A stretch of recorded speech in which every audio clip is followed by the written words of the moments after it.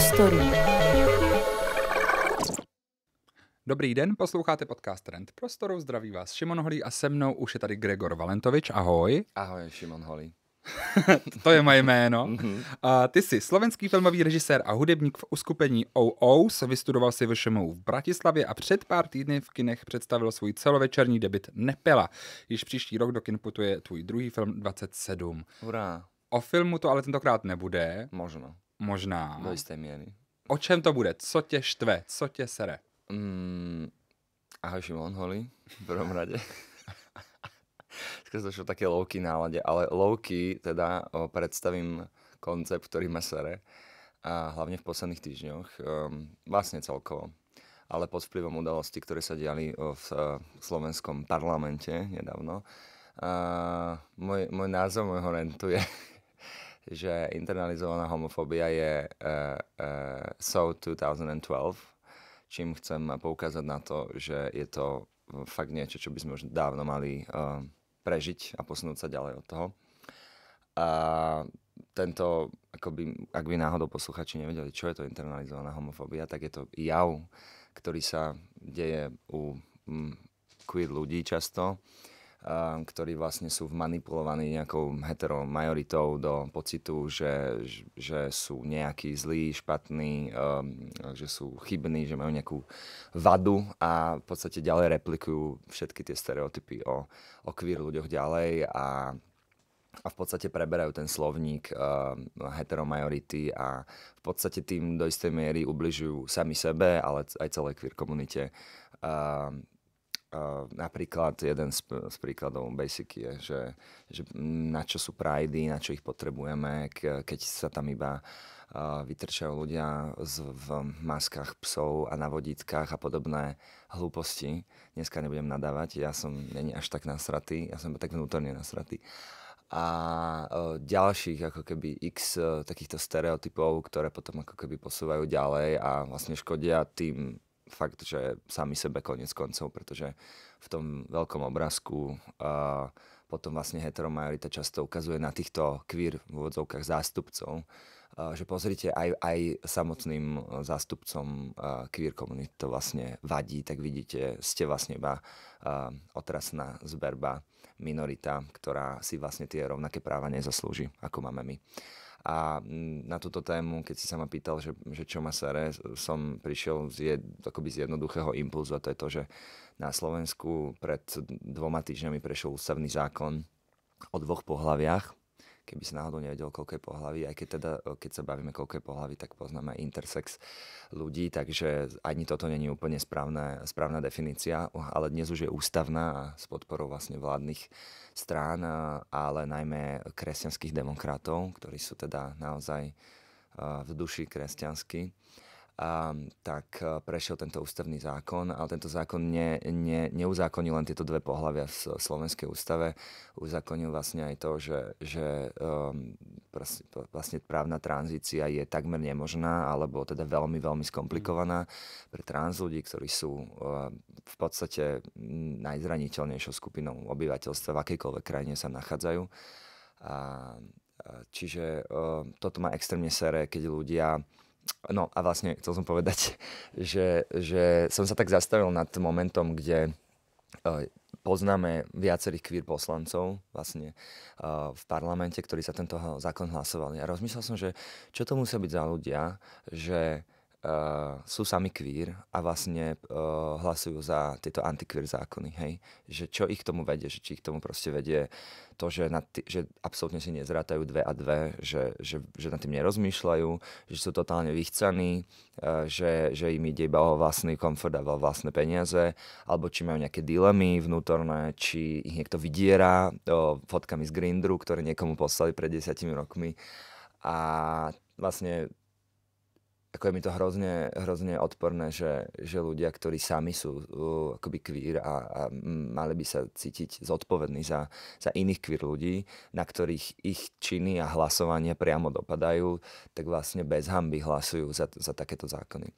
Mám niekoľko príkladov, nielen ako keby v politickom živote, ale aj v spoločenskom živote a sociálno-mediálnom živote, kde vlastne to, že nám, akože, to, že nám, ako sám sa identifikujem ako queer, obviously, to, že nám akoby ubližuje majorita, na to sme zvyknutí, hej, že, a teraz to nemyslím v nejakom self-viktimizačnom spôsobe, proste tie práva queer ľudí sú upierané, či v podstate v Česku tiež, hej, u vás nie do takej šialenej miery ako na Slovensku, kde sa blížime pomaly maďarským a ruským zákonom, ako sme na tej ceste najhoršej. Ale možno sa aj český posluchač s týmto vie stotožniť, že vlastne však ani vy tie manželstva pro všechny vlastne neviete tie roky dosiahnuť, pretože vždy je tam nejaký blbeček, ktorý proste to tam zastaví v tom vašom parlamente. A no tak toho mne sere. Ako hodne. Ty tady zmiňuješ tu internalizovanou homofobii, to, jak se vlastně kam se udává Slovensko zákonně. Zmiňuješ tady nějaký poslance, který jsou queer a přesto proto hlasujou. Tak k čemu jsi vlastně teda došel? Co je ten důvod, že k tomu oni jako queer poslanci teda fakt docházejí? Je to ta internalizovaná homofobie? Je to to, co si z toho jako sbírám správně? Ja si myslím, že to je multifaktoriálne, tak ako som povedal, že niektorí podľa mňa naozaj nad tým proste iba nerozmýšľajú, že čo vlastne činia. Majú pocit, že proste, že sa to nejak ako iba prenesú cez to. Potom sú tam ľudia, ktorí jednoducho podľa mňa trpia internalizovanou homofóbiou. Znamená, vie sa o nich, o týchto poslancoch, že žijú s partnermi a na tom samozrejme nie je nič zlé a oni majú tú spoločenskú zodpovednosť podľa mňa, keď si poslanec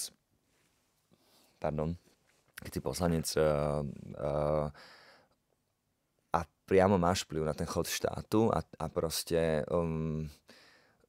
máš šancu ovplyvniť životy ľudí a ty proste hlasuješ za tieto veci, tak ja si myslím, že tam je určite naozaj percento, ktoré ma preberá presne túto ako heteromajoritnú, tento narratív, že ja síce žijem s partnerom, ale nemusím o tom nikomu rozprávať, ja si to nechávam pre seba do proste privátnej sféry, to není ako keby pre verejné oko, ale to je presne to, čo tu vlastne homofóbiu len ďalej ako keby prenaša ďalej, hej, že keď sa budeme skrývať, keď budeme proste keď budeme tvrdiť, že bosky dvoch mužov alebo dvoch žien alebo dvoch iných ľudí proste nepatria do verejného priestoru, ale dvoch heterákov áno, tak akože čo iné ako internalizovaná homofóbia to je, hej. Potom sú tam samozrejme ľudia, čo sú iba vychcaní, ktorí vlastne vedia, že oni nejakým spôsobom to urobia, tak oni majú to privilégium vlastne žiť iným životom ako priamo ľudia, na ktorých to dopadne. Hej. Poviem príklad, ide poslanec so svojím partnerom a tú svoju homosexualitu si prežíva v zahraničí, hej, že sú nafotení, ako sa držia za ruky v Ríme, alebo proste hoci kde na dovolenke, lebo vedia, že môžu, hej, lebo si napríklad môžu dovoliť ísť na tú dovolenku, hej. A čiže on nechá nejaký zákon prejsť, ktorým vlastne ďalej len túto homofóbiu vlastne ustanovuje na tomto, ako keby v našej krajine, ale on má peniaze na to, aby vlastne si tú svoju homosexualitu mohol prežívať v zahraničí, kde ako mimo kamery a mimo oko vlastne tých Slovákov. Čiže toto mi príde extrémne pokrytecké, že oni si vlastne podľa mňa aj uvedomujú, že oni majú proste tie možnosti, tie privilégia, tie peniaze si prežívať tú svoju identitu vlastne voľne, keď dajme tomu odídu do zahraničia alebo v podstate v pohodli svojich veľkých priestranných víl a domovov, hej. Ale veľa ľudí si takéto niečo vlastne dovoliť nemôže, hej. A samozrejme oni na toto neprihliadajú. No, politiku a političek by ti asi řeklo, že zastupují hlas lidí, co je volí. A že reprezentují jejich názor a tedy hlasují, co chce jejich voličstvo. To akože, sure, tak to sa dá tiež žiť, hej. A takto ľudia, ktorí chcú žiť v pravde nejakej svojej, nežijú. A toto není iba politická otázka, toto je akákoľvek ako verejná spoločenská otázka, že pokiaľ budem podliezať vkusu más, tak to ani historicky podľa mňa nikdy úplne nič dobré neprinieslo. Robím to, čo mi povedia ostatní. Ty si tam na to, aby si proste nejakým spôsobom lídoval tú krajinu. A to neznamená, že si lepší ako tí ľudia. Ale predsa len politika aj proste v tisíce rokov dozadu mala si voliť najlepších z nás, hej, najcnostnejších, najmudrejších, tých, ktorí sú schopní spravovať krajinu. To, že to tak nie je, už roky, to je druhá vec. To by teďka do kin šel film Nepela. Áno. A to téma není tak daleko od toho, o čem ty mluvíš. Proč máš pocit, že se za ty dekády vlastně ta internalizovaná homofobie nemění, nebo obecně ten diskurs o homosexualitě na Slovensku? Protože příběh krasobruslaře, který vlastně doteďka úplně nevíme, jak to teda bylo, nebo ty možná máš jako režisér názor a s filmem prezentuješ nějakou jeho zprávu o jeho identitě, ale ty zprávy třeba ze strany jeho přátel jsou různorodý. Áno. Tak jak to vnímáš celý tohle? Ty sa pýtal tú otázku, že prečo sa to ako nehýbe. Hej, nehýbe sa to pretože nemáme pozitívne role modely, podľa mňa. Tento príklad je v akékoľvek krajine, nie na Slovensku, ale v každej krajine, kde vidíme, že existuje nejaký role model takéhoto človeka, ktorý proste vyjde openly na proste stage a povie I'm queer, hej, and what, hej, stále proste som človek ako vy, proste platím dane, mám úplne tie isté problémy v živote, občas ako podvádzam v živote, hej, že proste ja tým nechcem hovoriť, že niekto tu je akože čisto obeť a niekto tu je čisto ten perpetrator tej neprávosti. Ale ja si myslím, že ten najväčší problém je, že my nemáme tie role modely, ktoré by vlastne verejne povedali, že sú queer a že vlastne není o čom a proste poďme riešiť ako reálne problémy. Hej, že vieme, že aj na veľmi vysokých postoch politických na Slovensku máme vlastne queer človeka, ktorý proste nikdy o tom verejne nepovedal a keby to povedal, tak možno sa o tom rozprávame chvíľu a ľudí by to vlastne prestalo baviť, lebo koniec koncov to je vlastne hrozne nudný fakt. Hej, Teďka sa jenom bavíme o kom? Teďka sa jenom bavíme ako možno akoby najvyššom ústavnom činiteľovi Slovenskej republiky. Dobře. Tady mluvíme o Pellegrinem, jenom abychom s tou ujasnili, kde možno, mluvíme. Áno. Protože tohle jsou jednoty, který možná český posluchačstvo není schopný rozklíčovat. Je to prezident Slovenskej republiky. Mám na mysli jeho, hej. A potom samozrejme máme vlastne veľa queer ľudí, nielen akože v politike, vo verejnom živote, máme hercov. Hej, povedal by si, že do keľu, že však ste v umeleckom prostredí, že wake up, normálne povedzte, že ste queer a poďme ďalej. Pomohlo by to proste tým malým chlapcom, dievčatám a proste non-binary deťom na dedine, že by sa dokázali proste identifikovať, že aha, tento človek je queer and is alive a proste sa má dobré a dokáže byť populárny a úspešný a šťastný hlavne. To je najdôležitejšie, šťastný. A tak aj ja môžem byť, hej, myslím si, že si to pamätáš a ja to tiež mám, že ja som mal ako keby v tom dospievaní najhorší problém, že ja som vlastne nevidel okolo seba žiadnych queer ľudí, hej, alebo teda nevidel som šťastných dospelých queer ľudí, hej, vždy som videl queer ľudí len ako nejakú karikatúru, hej, že to je ten vizažista, on je queer a pri najlepšom môže byť najlepší kamoš nejakej celebrity, hej, ale nemá ako keby šťastný život a proste toto je podľa mňa najdôležitejšie pre queer mládež, aby videli, že queer ľudia v dospelosti, alebo aj teda v detstve, super, hej, vedia byť proste šťastní a takí, akí sú.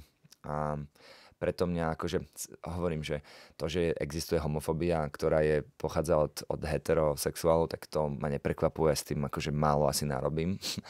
To, že existuje proste homofóbia priamo od queer ľudí, ktorí jednoducho potrebujú terapiu. Hej, to je dôležité povedať, že just akože go to therapy, alebo choď na Erasmus do Lisabonu, čo napríklad mne pomohlo neskutočne, že som išiel na Erasmus do Lisabonu, kde som by the way prišiel ako internalizovaný homofób, hej.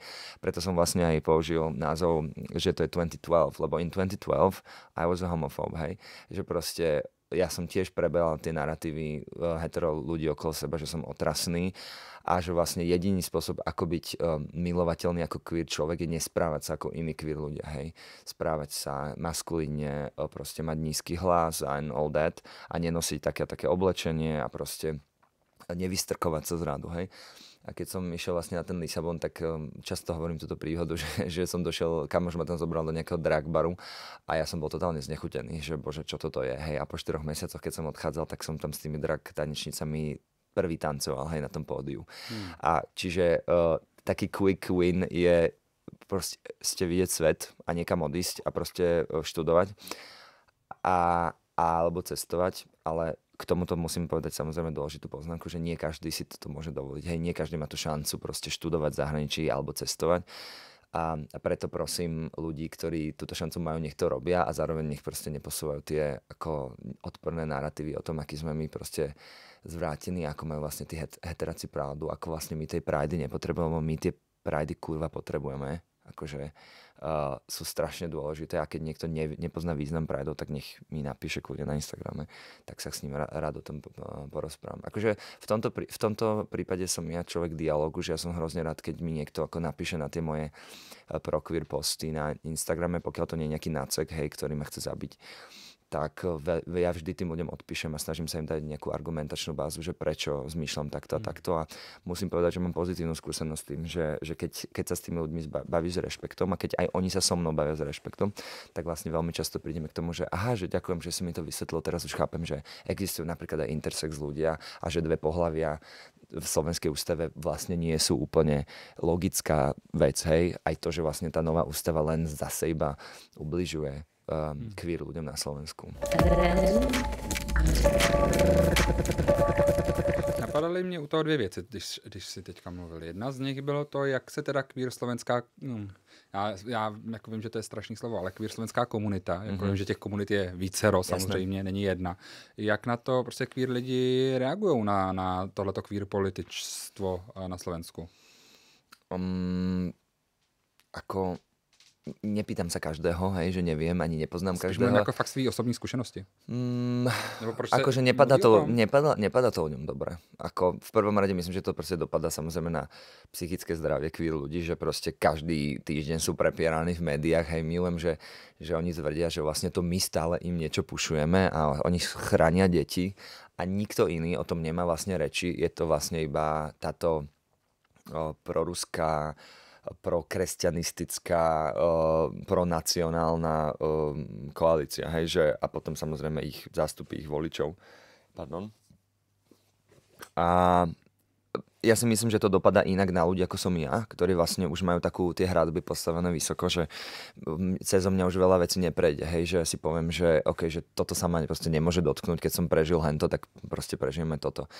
Kým to není pre mňa životu nebezpečné, hej, kde by som samozrejme, pokiaľ by tieto politiky išli ďalej, ako napríklad v Maďarsku, alebo teda ešte ďalej ako v Rusku a možno sa posluchačstvo čuduje, ale ja teda sa vidím, teda nie na seba, ale ja našu krajinu vidím na tej ceste, na polceste teda k Rusku, čo je momentálne akože fakt, že desivé, hej. Na mňa to až tak nevplývá, kým sa toto neděje. A spíš myslím, jako teďka, co jsem myslel, je, jestli třeba i neziskový organizace, nebo já nevím, či napadá mě festival Inakosti, jestli mají nějaký otevřený jako momenty, kdy vyřvou trošku ty queer politiky. Hej, vieš čo, oni akože tieto organizácie, Inakosť, Roman samotný, hej, ako reprezentant toho, alebo hlavný hlas tejto queer v úvodzovkách komunity, oni samozrejme, že sa ozývajú. Oni, keď vlastne toto prešlo, boli veľké akoby statusy a boli vyjadrenia do médií. Problém je ten, že tieto občianske združenia sú vykosťované vlastne finančne od Ministerstva kultúry, hej, ktoré vedie ako, môžem? Proste, hej, ministerka kultúry. Ja som hovoril, že aký som zmierlivý, ale to sa nedá. A proste, kde vlastne oni nepodostávali podpory. Oni, ak nepodostávajú podpory vlastne z grantov, tak oni majú hrozne ťažké život ako keby na chod týchto organizácií. Pokiaľ je ťažký chod týchto organizácií, oni nevedia proste zaplatiť ľudí, ktorí by tam ako keby sa organizovali a robili proste jednotlivé kroky nejakého odporu, vieš. A hlavne podľa mňa tá queer komunita je vyčerpaná, lebo v podstate stále iba bojuje, hej, že vlastne my ideme stále hore kopcom a tlačíme ten balván a vždy, keď sa niečo podarí, tak ten balván vždy proste spadne dole. Čiže ja sám som taký, že bolo by super sa akoby organizovať viac, proste viac protestovať a tak ďalej. Takže my samozrejme bojujeme na viacerých frontoch. My bojujeme proti tej vláde ako takej, hej, že tie protesty sa dejú a ten queer hlas tam nejakým spôsobom prítomný je, lenže bohužiaľ, vieš, opozícia nie je jednotná, tam sú kresťanskí demokrati, ktorí vždy, keď PSK, čo je Progresívne Slovensko, čo je liberálna strana, začne hovoriť aj za queer ľudí, tak vlastne KDH, kresťansko-demokrati v úvodzovkách, začnú vlastne hovoriť, že oni sa nezúčastnia takýchto protestov, pretože už sú tam vlastne nejaké pro-queer hlasy. To znamená, že aj tá opozícia je totálne roztrieštená. A teda čo sa týka tých samotných občianskych združení, oni sa snažia, len nemajú tie prostriedky a to zázemie, aby vždy boli proste efektívni v nejakom odpore. Hej. A potom existuje nejaký ako lavicový rezistens, ktorý tiež nejakým spôsobom počuť, ale tiež sú to také veľmi ako my nemáme úplne túto akože super lavicovú tradíciu kvôli našej minulosti, hej, že na tú lavicu sa vlastne pozerá doteraz dosť cez prsty, hej, aj keď už v tej generácii Z inak, lebo oni to nezažili, takže vedia, že lavica môže vyzerať aj inak ako to, čo sme mali 40 rokov minulé storočie. Ale je to ako neviem, či to implikuješ, ale máš pravdu, že ja by som bol strašne rád, keby tie združenia, keby tí samostatní ľudia sa viac proste organizovali a bojovali silnejšie. Ja napríklad za seba môžem povedať, že iba jedna veto, že mne je napríklad hrozne ľúto, že tým, že ja som robil proste teraz film, že som ho dokončoval, že ktorý je inak pro-queer, hej, ako vo svojej výpovedi a to je chcem si to nejak ako keby argumentovať, že to je čas môjho tohto boja je, že proste športový hrdina slovenský najväčší, že v podstate, že hovorím o ňom otvorene, že bol queer a teda bol. Ale sám som napríklad nemal šancu posledné mesiace byť dostatočne vokálny v týchto témach, že ako takto môžem prísť do nejakého podcastu, do nejakého rozhovoru, kde hovorím, že to je pre mňa dôležité, ale hrozne rád by som mal tú energiu a čas a peniaze, aby som vlastne vedel v tom odpore byť akčnejší. No, momentálne sa to kvôli tomu filmu nedalo úplne. V tom hledání té cesty ven, na závěr mě ještě napadá, ty jsi zmiňoval i tu uměleckou část. Proč ta umělecká část teda není víc aktivistická? Proč i tam je strach? Ja si nemyslím osobne, že tam nejaký akože strach, ale poviem veľmi podobný argument, nechcem ťa sklamať svojou odpoveďou, ale že tá umelecká komunita je tak strašne vyčerpaná tými vlastne drakonickými proste zákonmi, ktoré táto pani ministerka kultúry vlastne implementovala za posledný rok a pol, že vlastne v podstate oni vedia, čo robia. V momente, ako zastavíš všetky akoby dotačné schémy, keď zastavíš fond na podporu umenia, z ktorého v podstate ľudia žili, hej, že mali, proste pracovali na základe grantov a peňazí, ktoré dostávali zo štátu, hej, že tak proste umenie často funguje, že si na seba ako keby nevie zarobiť, hej, že niektoré umenie komerčné si vie, ale iné umenie si to nevie. To znamená, že máš jednu vyčerpanú umeleckú komunitu, ktorá rieši proste záchvevy proste tajomníka služobného úradu Ministerstva kultúry, pána Machalu. A keď ju máš vyčerpanú, tak ona hrozne ťažko ten rezistens robí, keď vlastne nemá z čoho žiť. Samozrejme, že vidíme historicky, vidíme v iných krajinách, že to není len, že keď sa tá proste komunita naserie, tak často sa naserie práve z toho dôvodu, že nemá žiadne peniaze a že proste má otrasné podmienky na život a že sa to tak preleje, ten pohár, že vlastne pretečie a oni sa vzbúria. Hej? A ja mám pocit, že akože je to otázkou času, kedy sa tá komunita znova vzbúri a robí, ako fakt, že robí protesty, proste chodia pred SNG, pred Ministerstvo kultúry, len you can only do it, akože vieš, že nejaký čas, že rok a pol sa proste protestuje proti ministerke a ona tam proste stále čučí, lebo nie je to také ľahké zvrhnúť, alebo teda, nehovorím teda o nejakom puči, hej, aby ma tu niekto nezamkol do basy, ale nie je to také ťažké, aby keď ten človek nemá žiadnu sebereflexiu na tých postoch, tak je hrozne ťažké ich dať dole. Ako myslím dať dole v zmysle ešte raz, aby odstúpili. No. Doufám, že se ta situace teda zlepší na straně všech, že ta energie se někde najde a že v budoucnosti už to bude na Slovensku zase víc fajn. Musí to byť ja si myslím, že treba o tom rozprávať. Že akože len rozprávanie nepomôže, ale podľa mňa treba naozaj veľa alebo viac vokálnych ľudí, ktorí proste podpisujú ten jav veľmi presne, že čo sa vlastne deje a čo je vlastne problém a mať nejaké ako keby konkrétne riešenia, ako to zlepšiť. Děkuji, že jsi našel čas na Rent prostoru. Ja ďakujem.